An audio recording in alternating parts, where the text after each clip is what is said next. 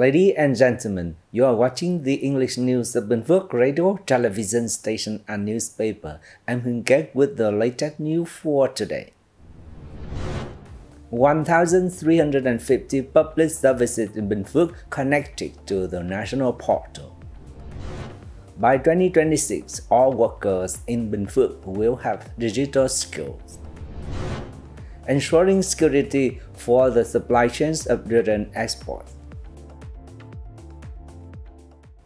Ladies and gentlemen, to promote the use of digital payments among residents, Binh Phuoc province had introduced a wide range of initiatives to support individuals and businesses in shifting from cards to online transactions, particularly when handling administrative procedures through public services. At all administrative levels, one-stop service centers have implemented both statistics and dynamic QR codes for fee and charge payment, helping to streamline transactions and reduce error. As part of its goal to build a service-oriented administration, the Binh Phuoc Provincial Public Administration Service Center has been equipped with modern facilities that support cashless payments, including digital signatures used in administrative processing. Thanks to these improvements, processing times have been shortened significantly and the number of online submissions continues to grow. Currently, the province offers 1,350 public services connected to the National Public Service Portal, including 363 fully online services and 987 partially online services. Electronic submission and authentication systems are now operational across all 11 districts, towns and cities, as well as all 111 communes, wards and townships.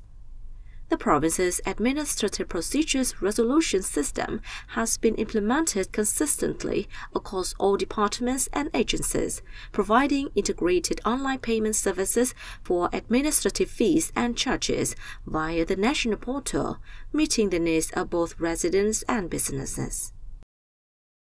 By 2026, all workers in businesses across Binh Phuoc province are expected to be equipped with digital skills.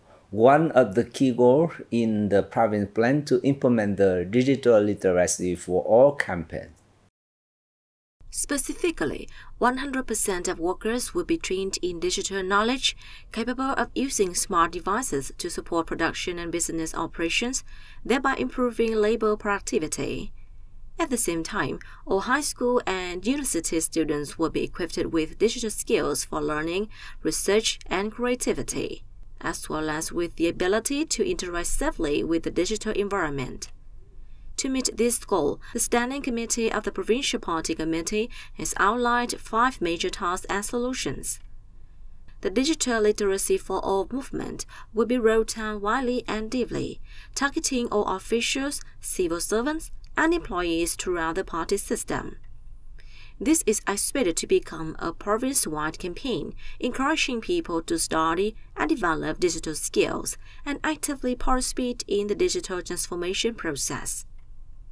Officials and party members are expected to lead by example, fostering a culture of lifelong learning and continuous improvement in digital knowledge and skills.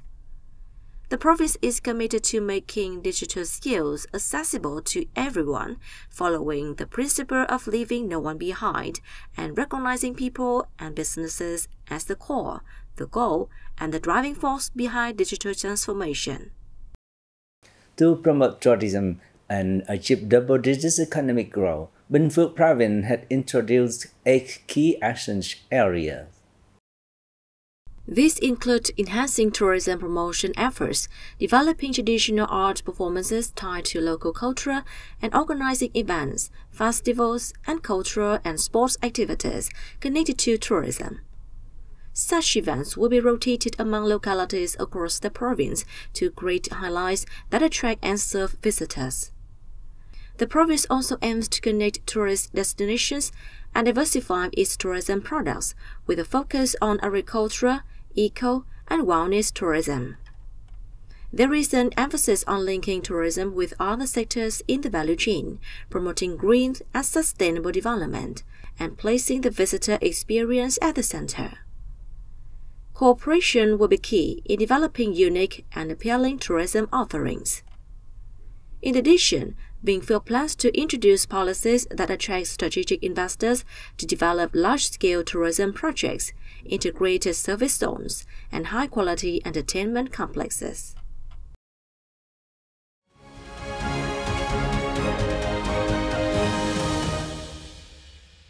Ladies and gentlemen, on the morning of May the 25th, a memorial service for former President Trần Đức Lương was held solemnly at the National Funeral Hall, number 5 Trần Thánh Tông Street, Hanoi, capital city. Earlier, the respect payment ceremony was held on May the 24th, attracting many party and state leaders, representatives of various agencies and associations, intellectuals, and people who come to bid their final farewell. The burial ceremony took place at 3 p.m. on the same day in his hometown Phổ Khánh Commune, Đức Phổ Town, Quảng Ngãi Province.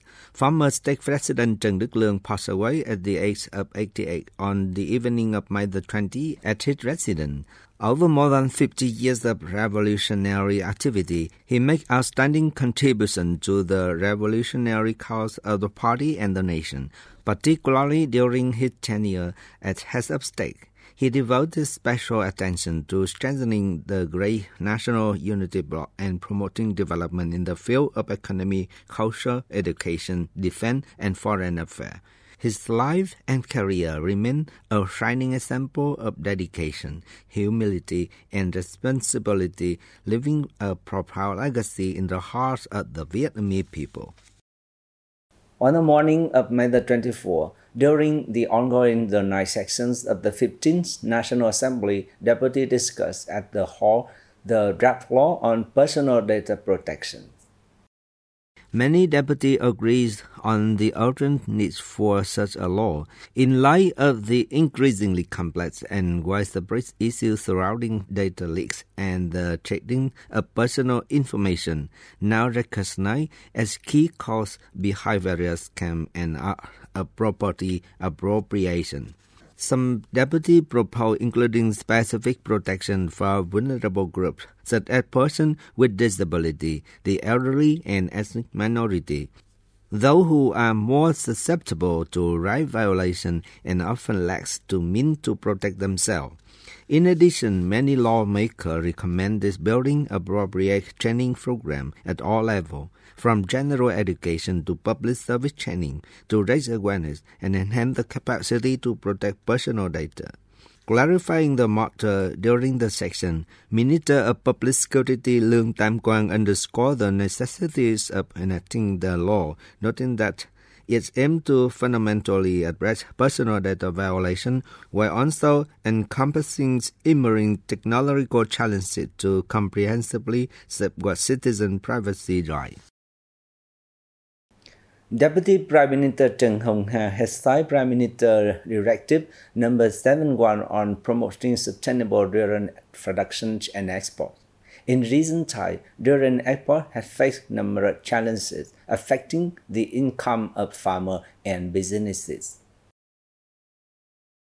To address this issue, the Prime Minister had directed the Ministry of Agriculture and Environment to guide production in line with the Master Plan for key fruit crops through 2025 and 2030.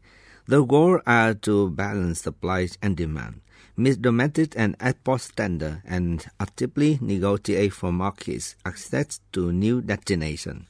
Notably, the Ministry of Public Security had been tasked with investigating and strictly handling fraudulent activity related to planting area codes, fake export documents, and other legal violations in the durian production, processing, and trade chain. The units will coordinate with relevant ministry and local authority to secure the supply chain, prevent market manipulation, and contribute to Vietnamese agricultural products stability and added value. And that also wraps up our bulletin. Thank you for watching and goodbye for now.